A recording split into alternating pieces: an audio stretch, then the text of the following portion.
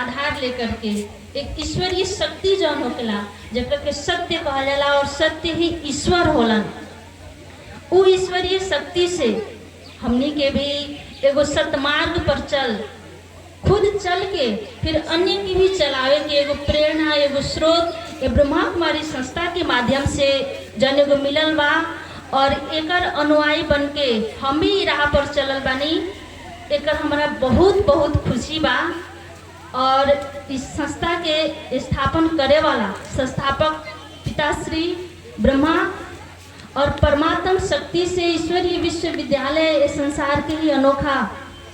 ईश्वरीय विश्वविद्यालय बा जेकर अध्ययनरत एक छात्र हम भी बानी। एकर खातिर जे आज उहे शक्ति और ज्ञान इस संस्था के माध्यम से अपने सबके बीच बोले के एगो शक्ति सामर्थ्य हमरा में बा, एकर योग्य बनल बानी। एकर खातिर हृदय से हम इस संस्था के भी धन्यवाद देवे के चाहतनी और अपने सब हमनी के यहाँ निमंत्रण करके बोले के दो शब्द देनी, एकर खातिर भी अपने सब के हृदय से धन्यवाद बा, धन्यवाद बा। अभी थोड़ा समय पहले हमने के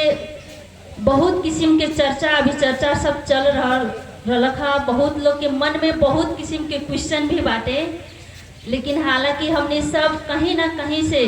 शास्त्र अध्ययन कर रहल बानी, भक्ति भाव में लीन कहीं ना कहीं जुड़ल बानी, लेकिन जहाँ आत्म संतुष्टि नहीं थे, आत्मज्ञान नहीं थे, सत्यता की पहचान नहीं थे, स्वयं की पहचान नहीं थे, वास्तव में वह ज्ञान नहीं थे। ऐसे अध्यात्म और धर्म में बहुत महान अंतर बा, बहुत फर्क बा। ऐसे ये दोनों के एक जगह जोड़ के चले में और एकर भेद के जाने जौन चीज बा बहुत सूक्ष्म बा, जे हर केहू के समझ में ना आ सकेला, हर केहू ना बुझ सकता नहीं। ऐसे हमने के सबसे पहल का चीज कथी बा कि जौन चीज के हम सुन रहल बानी, समझ रहल बानी, जान रहल बानी, बुझ रहल बानी, ओकरा के सुन के, समझ के, जान के, बुझ के अगर अपन जीवन में धारण कर लेता नहीं, उस चेतना मनस्पटल में बिठा करके अगर कर्म आचरण में चरित्र के रूप में उतार लेता नहीं, तो वास्तव में अपने के जीवन अमूल्य बन जाता। हमने के जीवन के मूल्यवान बनावे वाला हमने के कर्म और कर्तव्य ही बा, हमने की चेतना ऊर्जा बा, जेकर काफी देर से चर्चा हमने के चल रहा बा। बहुत केहू के मन में ही सवाल बा, धार्मिक हमने बन जाएंगे लेकिन अध्यात्म में बनल बड़का बात बा। काहे के धर्म हमने के अनेक तरह से एगो रास्ता ई देखा रहल बा कि हाँ यहाँ जाके मन के चित्त के शांत करल जा सकले, लेकिन मन का है, शांति का है, कहाँ से आई, एकर स्रोत के बा, कैसे मिली। अगर ई बात के ना जाननी, जौन शांति खोज रहल बा हमने के अंदर में भटक रहल बा, भाग रहल बा, जौन चाहना और चेष्टा कर रहल बा, उस शक्ति सत्ता कौन बा, ओकर गुण और कर्तव्य का बा, जब तक ले ई हमने के समझ में नहीं आ जात, तब तक ले संसार के कितना भी अपने भ्रमण कर ली, कई धर्म स्थलों पर चले जाए, चाहे कितना भी सत्संग कर ली, प्रवचन कर ली, चाहे शास्त्र अध्ययन कर ली, हमने के जीवन में उस शांति की अनुभूति कभी ना कर सकता नहीं, वो हमने की मिल ही ना सकता। काहे कि कोनो बाहर जगत में खोजे वाला चीज नहीं है, वो हमने के अंतर में बा।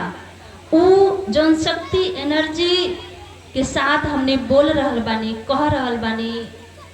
जौन भी संसारिक इस शरीर के जौन कर्मेंद्रिय के माध्यम से बोले वाला शक्ति सत्ता बा,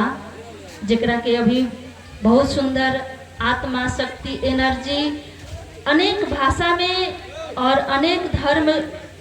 के गुरु लोग के अनेक शब्द से संबोधन कर ले बानी। इस शक्ति जौन बाटे, इस शक्ति के अंदर जौन एकर गुण, एकर विशेषता जौन बाटे, इहे चीज पर आधारित हमनी के जीवन बाटे। जैसे इ 5 प्रकृति से बनल इ तन जौन बा, शरीर जौन बाटे, हमनी के अगर वायु ना होए तो सांस न ले सकिले तो जीवन यापन कठिन बा, भोजन ना करी तो जीवन यापन कठिन बा, अगर अग्नि ना हो तब ताप ना हो तब भी जीवन यापन कठिन बा। 5 तत्व के बिना जीवन बिल्कुल कठिन बा, जियल ना जा सकेला। वैसन के ही इस शरीर 5 तत्व से बनल शरीर के अंदर रहल चेतना शक्ति जौन बाटे, जौन ऊर्जा बा, ओकरा के भी 5 तत्व के शरीर के अंदर जीवन जिए के खातिर